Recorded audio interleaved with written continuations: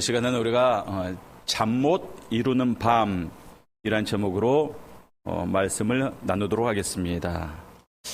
우리가 살다 보면 누구나 잠 못 이루는 밤을 맞이할 때가 있습니다. 사람들이 보통 밤에 잠을 자지 못하고 밤을 새우게 되는 경우는 야근을 할 때. 여러분들 내일까지 끝내야 되는 프로젝트가 있습니다. 그러면 밤을 새야죠.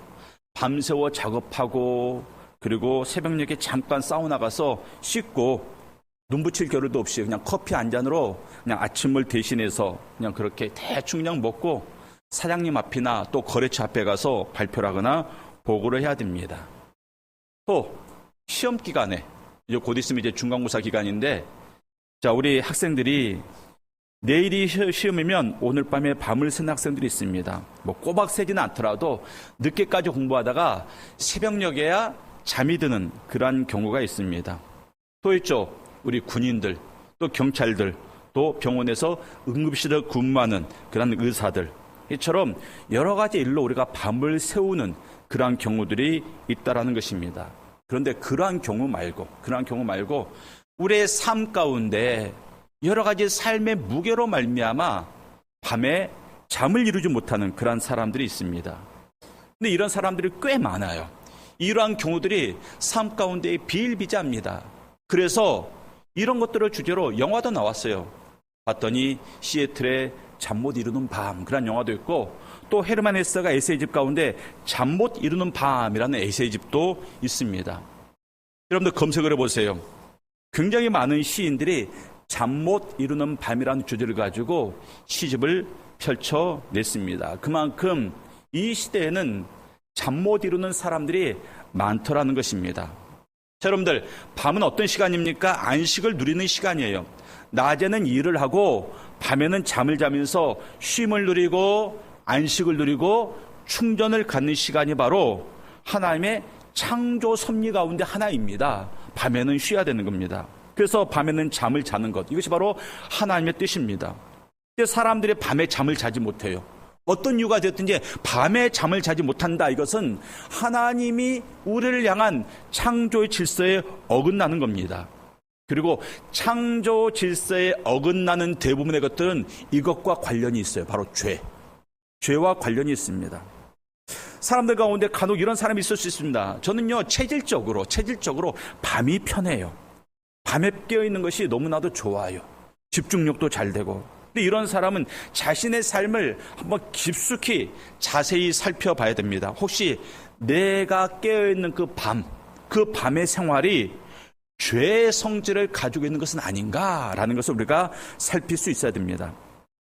밤에 잠을 안 자고 하는 일들이 주로 뭐가 있을까요? 그러니까 업무 때문에 어쩔 수 없이 밤을 새워야 되는, 밤에 일하시는 분들, 그런 분들 빼놓고 저도 군대에 있을 때는 매일같이 밤에 깨어 있었습니다. 왜? 제 하는 일에 밤에 근무로 서는 것이기 때문에 업무니까 어쩔 수 없는 상황이고, 그런 것 무관하게 스스로 밤에 깨어 있어서 그 시간을 보내는 사람들, 그러한 사람들을 내가 밤에 어떻게 시간을 보내고 있는가 한번 자세히 자신의 삶을 살펴봐야 됩니다. 업무와 무관하게 밤을 새우는 경우가 뭐가 있을까요? 가장 대표적인 게 게임이에요. 게임. 이것은 어린이나 할 것 없이 굉장히 심각한 문제입니다. 제가 20대 때, 그러니까 한 25년 전에 저희 집이 그 은평구 응암동에 살고 있을 때 저희 집 건너방을 새를 준 적이 있습니다. 조그만 갓난아이 하나 있는 굉장히 젊은 부부였습니다. 근데 어느 날 밤에 막 그냥 건너방인데 막 부부싸움을 하는 겁니다. 막 그 새댁이 막 소리 지르면서 막 울면서 신랑에게 막 이렇게 말하는, 도대체 당신에게 있어서 나는 뭐야? 내 존재는 뭐야? 나중에 알았어요. 신랑이 밤마다 밤을 새서 게임을 하는 겁니다. 밤마다. 그러니까 아내가 보다 안 되고 타일러도 안 되고 하니까 그렇게 부부싸움을 하더라는 것입니다. 지금도 마찬가지예요. 지금도 아이들이 게임을 하면서 밤을 샙니다. 특별히 믿음의 가정의 아이들이 게임을 그렇게 해요. 언제 합니까? 토요일 밤에 게임을 하고 밤을 새워서 주일날 늦잠 자고 예배를 지각하거나 아니면 예배를 빠지는 그런 경우들이 굉장히 많이 있습니다. 밤에 이루어지는 것들이 밤에. 또 여러분들 밤에 이루어지는 일들 뭐가 있을까요? 음주문화. 1차 마시고 2차 마시고 3차 마시고 밤늦게까지 먹습니다. 또 밤에 이루어지는 일들이 뭐가 있을까요? 클럽. 대부분의 클럽은요, 저녁이나 밤에 문을 열어요. 그리고 밤새워서 일들을 합니다. 전에 금요철을 마치고, 이제 우리 교회가 아니라 다른 교회에서 금요철을 마치고 일정 기간 홍대 앞으로 청년들과 같이 전도를 나간 적이 있었습니다. 금요철을 마치면 딱 2시예요. 2시에 마치면 그때 이제 청년들을 차에 세워가지고 홍대 앞으로 가는 겁니다. 자, 그러면 그 2시에서 3시 사이에 홍대 앞에 사람들이 바글바글해요. 바글바글. 술 취한 사람들, 막 클럽에서 나온 사람들, 또 새로운 쾌락을 찾아서 방황하는 사람들로 홍대 거리가 그냥 바글바글합니다. 다 젊은이들이에요. 밤문화를 누리는 사람들입니다. 그들에게 전도를 나간 적이 있었습니다. 그러니까 여러분들 지금 보세요. 밤에 이루어지는 일들 가운데 거룩한 일이 뭐가 있는가? 전 별로 생각이 안 나요. 밤문화 가운데 거룩한 것이 뭐가 있는가? 대부분의 밤문화는 바로 죄와 밀접한 관계가 있습니다. 자, 오늘 본문의 말씀 보면 다윗이 잠 못 이루는 밤을 보내고 있습니다. 죄를 지었습니다. 근데 그 죄가 발각될 지금 위기에 처했습니다. 이 위기를 어떻게 벗어날까 고민하다가 악한 지혜가 떠올랐습니다. 왜 악한 지혜인가? 이것은 죄 위에 죄를 더하는 지혜였기 때문에 그래요. 성경에서는 지혜에 대한 말씀이 굉장히 많습니다. 그래서 성경은 지혜의 책입니다.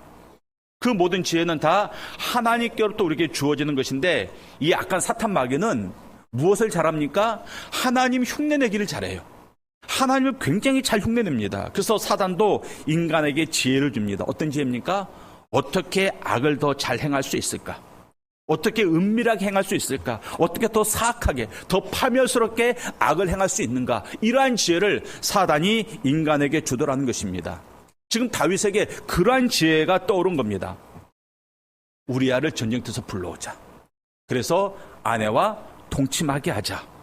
그러면 그 밧세바가 임신 중인 그 아이가 다윗의 아이가 아니라 바로 우리아의 아이로 이렇게 여기고 넘어갈 수 있을 것이다. 그런 악한 지혜를 가지고 지금 일들을 진행하게 됩니다. 그래서 전쟁터 연락해서 우리아이가 특별 휴가를 주도록 합니다. 여러분들 군인들에게 있어서, 우리 여성분들은 모르겠지만 이 남성들, 군인들에게서 가장 동기부여가 되는 포상이 바로 휴가입니다. 휴가. 제가 군대 생활할 때 저는 이제 수원비행장에서 근무를 했는데 밤에 취침 시간이 지나서 회식을 한 적이 있습니다. 근데 그래서는 회식을 해서는 안 되는 장소예요. 왜? 비행장 경락고가 가까이 있었기 때문에 거기서 함부로 밤에 깨어 있어서는 안 되는 겁니다. 그런데 허가받지 않은 그러한 회식을 우리가 한 것입니다. 그러다가 순찰을 도는 당직사관에게 딱 걸렸죠. 이제 징계안이 내려왔습니다. 2가지 중에서 선택해라. 너희가 휴가 3일을 반납할래? 영창 3일을 갈래? 모든 부대원들이 한 사람도 빠짐없이 만장일치로 영창 가겠습니다. 영창 가겠습니다. 왜? 휴가는 그만큼 소중한 것이군요. 군인들은요, 휴가가 걸리면 다 합니다. 다 해요. 태권도 못하던 병사가요, 휴가가 걸리면 막 날아다녀요. 앞차기, 뒤차기, 돌차기 다 합니다. 사격할 때도요, 10발 가운데 한 2-3발 맞추는 병사들이 휴가 준다고 하면 8발, 9발 맞춥니다. 휴가는요, 군인들에서 만능 치트키예요. 다 할 수 있습니다. 지금이야 군대에서 휴대폰도 주고 외출 예박도 주고 무엇보다도 복무 기간이 짧지 않아요. 18개월. 저는 그때 군 복무를 35개월 했습니다. 18개월에 거의 2배죠. 그러한 군인들에게 있어서 이 휴가라는 것은 정말 목숨을 걸 만한 것이었습니다. 또 보세요. 지금 우리아가 휴가를 받았습니다. 언제 받았습니까? 전쟁 중에. 전쟁터에서 휴가를 받은 겁니다. 그런 휴가를 지금 우리아가 받아서 예루살렘에 돌아왔는데 우리아가 집에를 안 가는 거예요. 휴가 왔으면 집에를 가야지. 휴가를 안 가고 이틀 동안 집 밖에서 군인들과 함께 잠을 자면서 그냥 그 시간을 보내고 있습니다. 다윗 생각에 우리아가 전쟁터에서 휴가를 받아서 돌아오게 되면 분명히 사랑하는 아내와 잠자리를 갖게 될 것이다 라고 생각을 했어요. 누구나 그렇게 생각을 하죠. 그리고 그게 당연한 겁니다. 그렇게 하는 게 정상인 거예요. 너무나도 당연하고 지극히 정상적인 그 일을 우리아가 하지 않더라는 것입니다. 근데 이게 굉장히 성경적이에요. 왜냐하면 성경이 우리에게 원하는 삶은 뻔한 삶을 살지 않는 것이거든요. 믿음의 사람들은 누구나 당연하게 여기는 그러한 삶을 살지 않습니다. 예를 들어서 운전하다가 차가 접촉사고가 났어요. 진짜 살짝 닿았어요. 살짝. 흔적도 없습니다. 닿긴 닿았는데 흔적도 없지. 아주 살짝 닿았습니다. 그럼 어떡합니까? 예수 믿는 사람들은 놀라셨겠네요. 괜찮습니다. 그냥 가셔도 됩니다. 이렇게 말합니다. 근데 세상 사람도 어떻게 합니까? 목 잡고 나와요. 목 잡고 나옵니다. 그러고 나서 카센터 가서 이 기회에 한번 싹 고쳐보자 하면서 진단서 끊고 또 이렇게 해가지고 통보하게 되죠. 회사에서 가장 바쁜 시기에 휴가 내는 사람이 있습니다. 여러분들 휴가는요, 노동자에게 있어서 법으로 정해진 권리예요. 그런데 회사가 가장 바쁠 때 자기만의 이익을 위해서 권리를 행사하는 사람, 이렇게 말하면 뭐하지만 밥맛 없습니다. 예수 믿는 사람은 어떻게 해야 됩니까? 그때 휴가 내면 안 돼요. 예수 믿는 사람들은요, 그때 같이 수고할 때 같이 수고해야 됩니다. 아니, 더 수고를 해야 됩니다. 왜 그런가? 그게 바로 성경이 말하고 있는 우리의 노동윤리이기 때문에 그래요. 예수님의 교훈 중 이런 내용이 있습니다. 오른쪽 뺨을 때리면 어떡하라? 그렇죠. 왼쪽 뺨을 돌려대라. 세상은 뭐라고 말합니까? 오른쪽 뺨을 때리면 진단서 끊어서 고발해라. 이게 바로 세상의 말입니다. 자, 예수님의 가르침 가운데 속옷을 달라고 하면 어떻게 하라? 모르십니까? 속옷을 달라고 하면 어떻게 하라? 그치, 겉옷까지 벗어주라 그랬습니다. 근데 세상 어떡합니까? 속옷을 달라고 성추행으로 고발해야 됩니다. 어떻게 속옷을 달라고 말합니까? 오리를 가자고 하면 10리를 가라고 예수님은 말씀하십니다. 그런데 세상은 뭐라고 말합니까? 오리를 가든지 10리를 가든지 반드시 수고비는 꼭 받아라, 이렇게 말하고 있습니다. 그러니까 세상이 가르치는 방법과요, 성경이 말하는 삶의 방식은 완전히 다른 거예요. 그래서 우리는 세상에 말한 대로 그냥 뻔한 삶을 살아서는 안 되는 겁니다. 그래서 믿음의 사람들은 늘 세상 사람들의 예측을 벗어나는 그러한 행동을 하게 됩니다. 뻔한 인생을 살지 않습니다. 그것이 무엇입니까? 자기의 권리를 포기하는 거예요. 자기의 권리를 포기하는 것. 그래서 아브라함을 보십시오. 아브라함과 롯이 서로 목자들끼리 다툰 다음에 이제 헤어져야 됐을 때 롯에게 말하잖아요. 네가 먼저 선택해라. 네가 먼저 선택해라. 우리나라 사람들에게 있어서 땅은요, 투기의 대상이에요. 그런데 이스라엘에게 있어서 이 목축업을 하는 사람들에게 있어서 땅은요, 생존의 필수 조건입니다. 그 땅에 대한 권리를 아브라함이 기꺼이 양보하고 있는 겁니다. 왜 그렇습니까? 땅보다 더 귀하고 땅보다 더 가치 있는 것을 아브라함이 가졌기 때문에 그래요. 바로 하나님의 언약의 말씀. 지금 우리야도 자기의 권리를 포기하고 있습니다. 휴가 받아 왔습니다. 그러면 집에 가서 아내와 잠을 자면서 충분히 쉼을 누려야 됩니다. 그런데 집으로 가지 않고 들에서 부하들과 잠을 자고 있습니다. 왜냐하면 우리아는 믿음의 사람이었고 책임감 있는 사람이었고 참된 군인이었기 때문에 그렇습니다. 이런 우리아의 모습을 보고 평소에 다윗이라면 막 감동했을 거예요. 와, 내 부하가 이런 사람이야. 얼마나 감동했겠습니까? 뿌듯해하면서 참된 군인이다. 훈장도 주고 진급도 시켜주고 그랬을 터인데 지금 우리아의 이런 모습은 다윗을 잠 못 들게 하고 있습니다. 다윗이 밤새 우리아를 살펴봤을 거예요. 혹시 집에 가지 않았을까? 시중 드는 사람을 계속 보내서 우리아가 뭐하고 있는가 살피고 보고를 받았을 것입니다. 혹시라도 집에 가지 않았을까? 13절을 보세요. 13절을 보면 다윗이 그를 불러서 우리아를 불러서 그로 그 앞에서 먹고 마시고 취하게 하니, 지금 다윗이 우리아를 불러서 왕과 함께 식사를 한 것입니다. 그때 먹고 마시고 취하게 하니 술을 계속해서 줬어요. 술을 계속 줬습니다. 왜? 우리아로 하여금 취하게 하려고. 저녁 때 그가 나가서 그의 주의 부하들과 더불어 침상에 눕고 그의 집으로 내려가지 아니하니라. 다윗이 일부러 우리아에게 술을 많이 주고 취하게 했는데 왜? 술 취한 김에 집에 가지 않을까? 그런데 가지 않았습니다. 그 모습을 보는 이 다윗의 예간장이 지금 녹고 있습니다. 만약에 정말로 우리아가 끝까지 집에 가지 않고 이대로 전쟁터로 돌아가게 된다면 그때는 어떻게 해야 될까? 수많은 생각과 고민으로 다윗이 그 밤을 보냈을 겁니다. 그러한 그 다윗에게 또 한 번의 악한 지혜가 임하게 됩니다. 14절과 15절 말씀 교독하겠습니다. 14절을 제가 보고 15절을 여러분들이 봅니다. 아침이 되매 다윗이 편지를 써서 우리아의 손에 들려 요압에게 보내니 그 편지에 써서 이르기를 너희가 우리아를 맹렬한 싸움에 앞세워 두고 너희는 뒤로 물러가서 그로 맞아 죽게 하라 하였더라. 자, 아침이 되자마자 다윗이 무엇을 하고 있습니까? 우리아를 죽이라는 편지를 써서 그 편지를 우리아의 손에 들려서 요압 장군에게 전달하고 있습니다. 이게 얼마나 악하고 얼마나 잔인한 일입니까? 몰래 편지를 보내서 우리아 죽여 이렇게 말한 게 아니에요.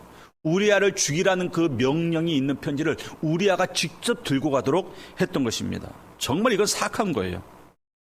다윗이 언제 이런 생각을 했는가? 바로 전날 밤을 꼬박 새우면서. 원래 다윗이 이런 사람이 아니에요. 굉장히 착하고 선한 사람입니다. 근데 죄가 들어가고 그 죄에 사로잡혀서 밤을 새우다 보니까 이러한 악하고 잔인한 그러한 생각을 하게 된 것입니다. 그러니까 다윗이 지금 밤에 잠을 자지 못하고 잠 못 이루는 밤을 보낸 것은 자기의 죄가 발각될까 봐 두려워하는 밤이었고, 그리고 자신의 죄를 숨기기 위해서 더욱더 큰 악을 꾸미는 그러한 못된 아주 잔인하고 그리고 사단에게 철저히 사로잡힌 그러한 밤을 보내고 있었던 것입니다. 우리가 이 사건에 또 다른 인물이 있죠. 밧세바. 밧세바는 그러면 어떤 밤을 보냈을까? 역시 밧세바도 잠 못 이루는 밤을 보냈습니다. 밧세바는 자신의 부정한 일로 인하여 임신했다는 사실을 알게 되고, 사실 우리아와 밧세바의 부부관계가 굉장히 좋았을 거예요. 좋았을 겁니다. 부부 사이에 갈등이 끊어 문제가 있는 것이 아닌데, 더군다나 남편이 전쟁터에서 열심히 싸우고 있는 그 가운데 다른 사람의 아이를 잉태한 겁니다. 심한 죄책감과 극도의 불안감에 시달렸을 것입니다. 이 사실이 발각이 되면요, 왕이야 어찌어찌 넘어갈 거예요. 왕이니까. 그런데 밧세바는 어떻게 됩니까? 돌에 맞아 죽어야 되는 그런 심각한 상황입니다. 밧세바가 들었습니다. 왕이 남편 우리아를 소환했다는 소식을 들었습니다. 그리고 우리아가 이제 집에 들어와서 자신과 동침함으로 말미암아 이 모든 사실이 덮일 수 있다는 그런 바람도 있었을 것입니다. 또 동시에 남편에 대한 미안한 마음도 있었을 것입니다. 그리고 죄에 대한 원초적인 두려움도 가지고 있었을 것입니다. 남편이 휴가에서 돌아왔기 때문에 이제 남편을 맞이할 준비를 하고 있습니다. 근데 남편이 첫날 밤에 집에 안 돌아와요. 집에 안 들어옵니다. 밧세바의 마음의 불안은 더욱더 커져가고 있습니다. 둘째 날 밤에도 남편 역시 들어오지 않습니다. 남편을 볼 낙도 없지만 앞으로 일어날 일에 대해서 두려움과 그리고 불확실한 미래에 대해서 속절없이 밧세바도 잠 못 이루는 그런 밤을 보내고 있었을 것입니다. 그런데 성경을 자세히 보면, 여러분들 한번 자세히 보면 이 다윗과 밧세바의 간음 사건에 대해서 밧세바의 죄를 지적한 내용이 하나도 없어요. 우리는 흔히 생각하기를, 그래, 밧세바와 다윗 둘 다 이것들이 죽일 놈들이구나, 둘 다 간음죄를 지었구나, 이렇게 생각할 수 있는데 성경에서는 밧세바의 죄를 지적하는 내용이 없다라는 거예요. 당시 다윗은 왕이었고 밧세바는 그냥 백성이었습니다. 사무엘 하를 보면 다윗이 사람을 보내 그 여자를 자기에게로 데려오게 하고 기록하고 있습니다. 이 말은 밧세바가 다윗의 부름에 대해서 거절할 수 없는 그런 처지였음을 보여주고 있습니다. 왜? 왕의 명령이 사실상 좀 강제적인 그러한 성격을 띠고 있었기 때문에 그래요. 그래서 나중에 나단 선지자가 다윗에게 이 사건을 책망할 때 오직 다윗의 죄만을 지적하고 있습니다. 다윗의 죄만을. 그래서 성경학자들은 밧세바가 이 사건에 있어서 공범이 아니라 밧세바도 피해자이다, 이렇게 성경학자들이 보고 있습니다. 더군다나 성경에 보면 밧세바가 이 일이 있기 전에 뭐하고 있었습니까? 자기의 몸을 정결케 하고 있었습니다. 이것은 그녀가 율법에 따라서 정결의식을 행하고 있었다는 것이고, 즉 자신의 일상의 삶에 있어서 종교적 의무를 충실히 이행할 만큼 믿음의 여인이었다라는 것을 우리에게 보여주고 있습니다. 그래서 그런지 훗날 다윗과 밧세바 사이에서 태어난 솔로몬이 이스라엘의 왕이 되잖아요. 그리고 예수 그리스도가 그 계보에서 태어나요. 다윗에게 부인이 많았습니다. 그런데 밧세바와 그 사이에서 예수님의 계보가 이어지더라는 것입니다. 우리가 이런 사건을 종합해서 봤을 때 밧세바의 잠 못 이루는 밤은 다윗의 밤과는 달랐을 것이다. 이렇게 우리가 생각을 해볼 수 있습니다. 둘 다 죄로 인해서 밤을 지새웠지만 다윗은 더 큰 죄를 그 밤 가운데 꾸미고 있었고, 밧세바는 피해자의 신세에서 두려움 가운데 자신의 신세를 뉘우치고 회개하는 밤을 보냈을 것이다. 그렇게 학자들이 대부분 추정을 하고 있습니다. 그런데 여기서 얘기가 딱 끝나면 이것은 뭐와 같습니까? 그냥 우리나라의 아침 드라마, 막장 드라마와 다를 바가 없습니다. 근데 여기서 성경은 끝나지 않아요. 성경은 여기서 무엇을 보여주고 있습니까? 반전을 보여주고 있습니다. 반전을 보여주고 있어요.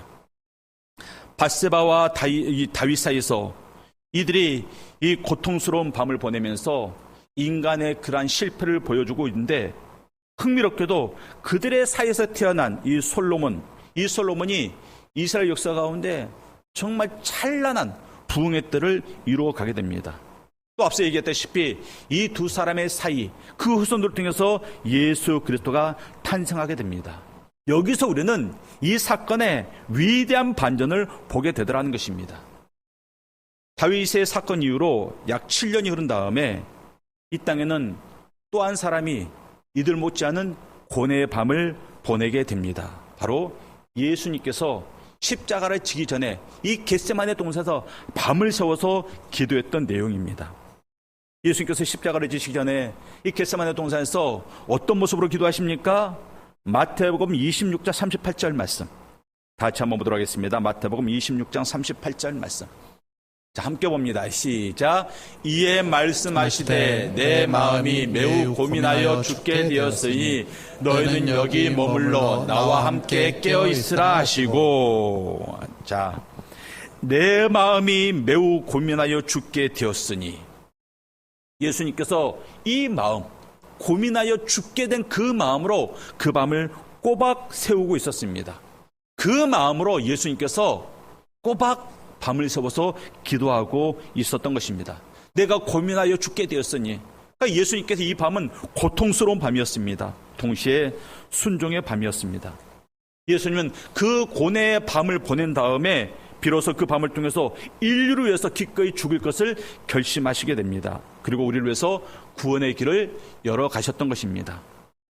앞에서 봤던 다윗이 고뇌했던 그 밤을 통해서 자신의 죄를 덮기 위해 우리아를 죽여야 되겠다라는 그러한 악한 것을 결심한 밤이었는데, 이 다윗 예수님이 고뇌하던 밤은 온 인류의 죄를 덮기 위해서 내가 죽어야 되겠구나, 이것을 선택한 밤이 되더라는 것입니다.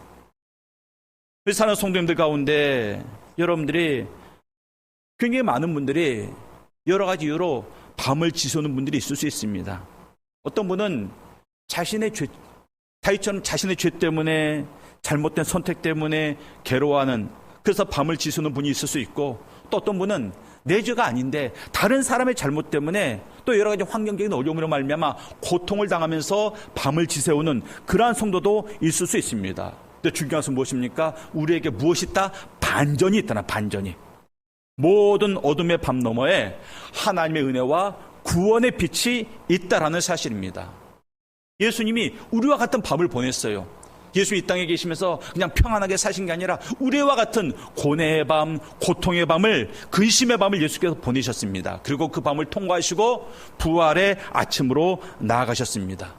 오직 그분만이 그 어둠의 밤을 통과하셨던 것입니다. 우리 성도 여러분, 여러분들에도 어둠의 밤이 있습니다. 지금 어둠의 밤, 그 깊은 가운데 한가운데 놓여있는 그러한 성도가 우리 가운데 분명히 있을 수 있습니다. 근데 중요한 것은 무엇입니까? 예수님께서 그러한 우리들에게 부활의 아침을 약속하셨다라는 사실입니다. 우리 성도님들, 시편 30편 5절 말씀을 다 같이 읽고 말씀을 마치겠습니다. 시편 30편 5절 말씀. 자, 같이 크게 있습니다. 시작. 그의 노염은 잠깐이요 그의 은총은 평생이로다. 저녁에는 울음이 깃들지라도 아침에는 기쁨이 오리로다.